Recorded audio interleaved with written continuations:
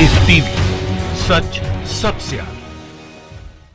दोस्तों, स्वागत है आपका द लाइव टीवी में। मैं अब्बास हफीज हूं। मध्य प्रदेश में भारतीय जनता पार्टी में खलबली मच गई है।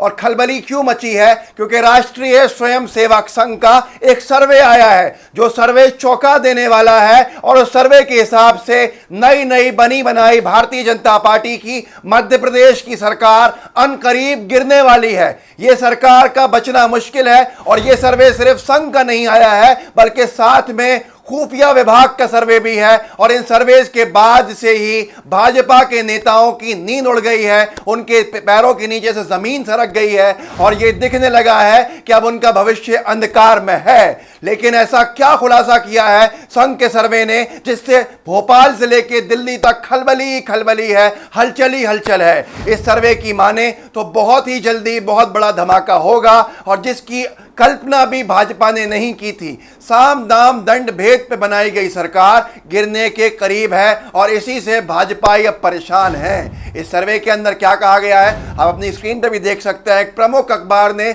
प्रमुखता से ये दोनों सर्वे का छापा है, और इसमें साफ साफ लिखा है कि राष्ट्रीय स्वयंसेवक संघ का कहना है, उसके सर्वे के हिसाब से अगर आज चुनाव होते हैं तो 24 सीटों पे उपचुनाव होने हैं, जिसमें से 5 या 6 सीटें ही भारतीय जनता पार्टी के हिस्से में आएंगी, और वो जीत हासिल इतनी सीटों पे कर पाएगी। बस ऐसी स्थिति में आप सबको मालूम है कि भाजपा सत्ता से बेदखल हो जाएगी और उसकी बनी बनाई सरकार गिर जाएगी। ये क्यों हुआ है, कैसे हुआ है, इसका भी डिटेल के अंदर संघ ने अपनी रिपोर्ट में लिखा है, जो रिपोर्ट इस अखबार ने प्रमुखता से छापी है। दोस्तों, मैं आपको थोड़ा सा बैकग्राउंड बताना चाहता हूं कि इसका पूरा पीछे का क्या हुआ है, जिसके कुछ याद दिलाना पड़ेगा, जिसके बाद आपको समझ में आएगा कि सरकार कैसे भाजपा की गिरेगी।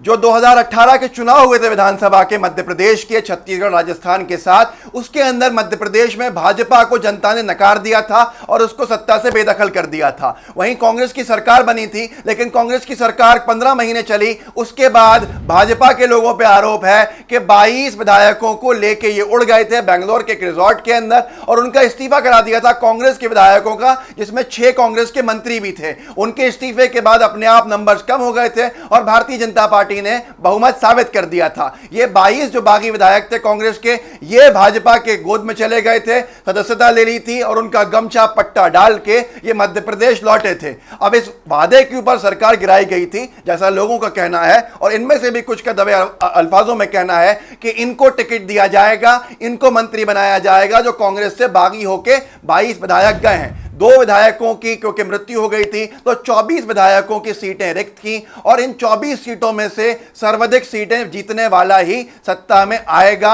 ऐसी स्थिति में जब संघ का कहना यह है कि 24 सीटों में से कुल 5 या 6 सीटें ही भाजपा जीतने वाली है, तो ऐसी स्थिति में भाजपा की सरकार का बचना मुश्किल है। ये कोई और नहीं कह रहा है, ये इनकी अपनी मातृ संस्था कह रही है, राष्ट्रीय स्वयंसेवक संघ, कि उसके सर्वे में ये हालात सामने आए हैं। और ये पहली बार नहीं है, हर एक दिन एक नया झटका भाजपा को लगता रहता है। कल ही सुब्रमण्यम स्वामी, जो इनके अपने सांसद हैं, उन्होंने हमला बोला था, 440 वोट का झटका जो भाजपा को दिया था कि भाजपा की मोदी सरकार की विदेश नीति रद्दी के लायक हो गई है। अब आज उसी के साथ साथ संघ का सर्वे इनके खिलाफ आना बहुत कुछ बता रहा है। भारतीय जनता पार्टी के नेताओं की नींद उड़ गई है, पसीने छूट गए हैं, और समझ में आ गया है कि साम दाम दंड भेद के दम पर बनाई जाने वाली सरकार बहुत लंबी नहीं चलती है।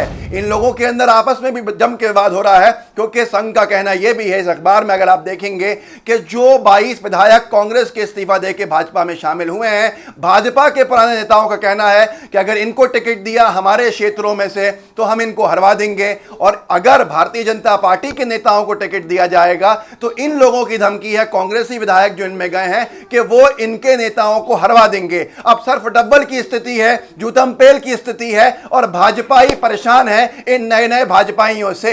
अब भाजपा संघ की मुसीबतें बढ़ती जा रही हैं कि टिकट किसको दें, टिकट किसको दें, चुनाव कौन जीतेगा।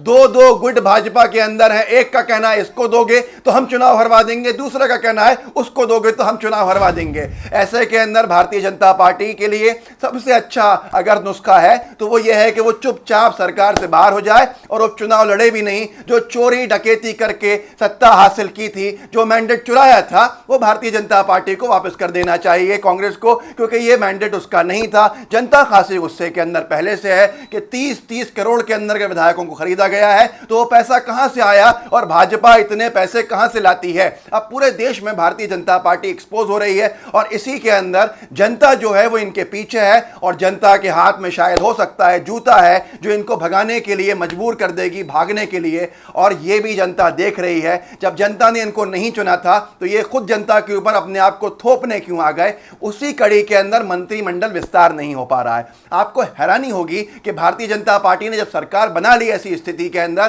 कोरोना संकट काल में, उसके बाद लॉकडाउन हुआ, तो भाजपा की अंतरकला, अंतर विरोध, सर्फ डब्बल की स्थिति यह थी कि इसको नहीं बनाओगे, उसको बनाओगे, सिंधिया के जो नए विधायक हैं उनको नहीं बनाओगे, हमें बनाओगे। ऐसे हालात की वजह से 1 महीने तक भारतीय जनता पार्टी मध्य प्रदेश में कैबिनेट नहीं बना पाई।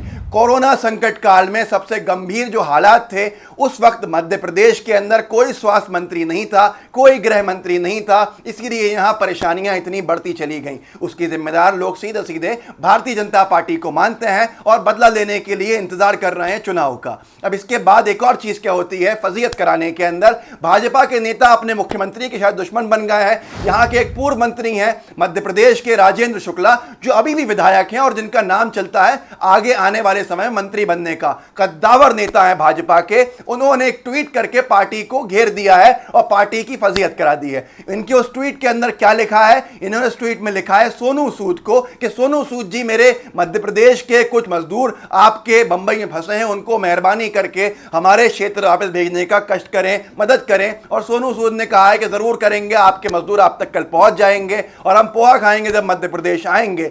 ऐसे हालात में लोग सवाल कर रहे हैं कि राजेंद्र शुक्ला ने, भाजपा के विधायक ने, अपने मुख्यमंत्री शिवराज सिंह चौहान से क्यों नहीं कहा इन मजदूरों को लाने का, और क्यों मजबूर हुए। कि मतलब साफ है कि इन्होंने मान लिया कि इनके मुख्यमंत्री कुछ नहीं कर सकते, इसीलिए भाजपा के नेताओं का विश्वास जो है वो सोनू सूद के ऊपर जाके अटक गया है, ना कि अपनी सरकार पे। और इसी तरह से ये फजीयत का शिकार करा रहे हैं पार्टी को, और पार्टी की पोल खोलने के अंदर भाजपा के खुद के नेता सबसे आगे हैं। तो बताना चाहूंगा आपको कि संघ के सर्वे के बाद से ही होश उड़ गए हैं, नींद उड़ गई है कि अब चुनाव जीतना नामुमकिन है और भारतीय जनता पार्टी अपना बोरिया बिस्तर बांध कर बहुत ही जल्दी सत्ता से बाहर होने वाली है और जनता इनको मजा चखाने वाली है, क्योंकि ये किसी और ने नहीं बल्कि राष्ट्रीय स्वयंसेवक संघ ने कहा है, जैसा इस अखबार का एक प्रमुख अखबार का दावा है। अगर आपको लगता है हमारा वीडियोस अच्छे होते हैं तो आप हमारे चैनल को सब्सक्राइब कीजिए। ये नीचे एक बेल आइकन